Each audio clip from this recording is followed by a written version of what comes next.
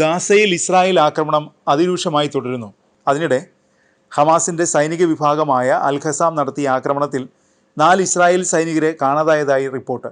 Gaza സിറ്റിയിലെ സൈറ്റൂണിൽ വെച്ച് Israeli സൈനികർക്ക് നേരെ ആക്രമണമുണ്ടായി. ഈ ആക്രമണത്തിൽ 4 പേരെ കാണാതാകുകയും നിരവധി പേർ കൊല്ലപ്പെടുകയും ചെയ്തതായി ഇസ്രായേൽ മാധ്യമങ്ങൾ റിപ്പോർട്ട് ചെയ്യുന്നു. ആക്രമണത്തെ തുടർന്ന് രക്ഷാദൗത്യത്തിനായി ഇസ്രായേൽ സേനയുടെ 6 ഹെലികോപ്റ്ററുകൾ എത്തി. ഹെലികോപ്റ്ററിൽ ആക്രമണം നടന്ന സ്ഥലത്തു നിന്നും പരിക്കേറ്റവരെ മാറ്റുകയും കൊല്ലപ്പെട്ടവരുടെ മൃതദേഹങ്ങൾ കൊണ്ടുപോവുകയും ചെയ്തു. കാണാതായ സൈനികർക്കായുള്ള തെരച്ചിൽ നടന്നു വരികയാണ്. ഇസ്രായേൽ സേനയിലെ 162, 401 ഡിവിഷനുകളിലെ സൈനികർക്ക് നേരെയാണ് ആക്രമണമുണ്ടായത്. കുറച്ചു കാലങ്ങളായി സൈതൂൺ മേഖലയിൽ ഇസ്രായേൽ സൈന്യത്തിന് നേരെ തുടർച്ചയായി ആക്രമണം ഉണ്ടാകുന്നതായാണ് റിപ്പോർട്ട്.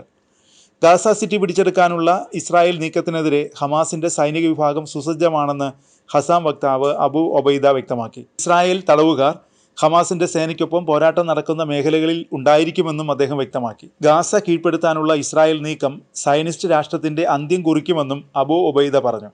കനത്ത തിരിച്ചടി നൽകി ഇസ്രായേൽ സൈനികരെ പാഠം പഠിപ്പിക്കുമെന്നും അബു ഒബൈദ മുന്നറിയിപ്പ് നൽകി. ഇസ്രായേലുമായുള്ള വാണിജ്യബന്ധം വിച്ഛേദിച്ച തുർക്കി തീരുമാനത്തെ ഹമാസ് അഭിനന്ദിച്ചു.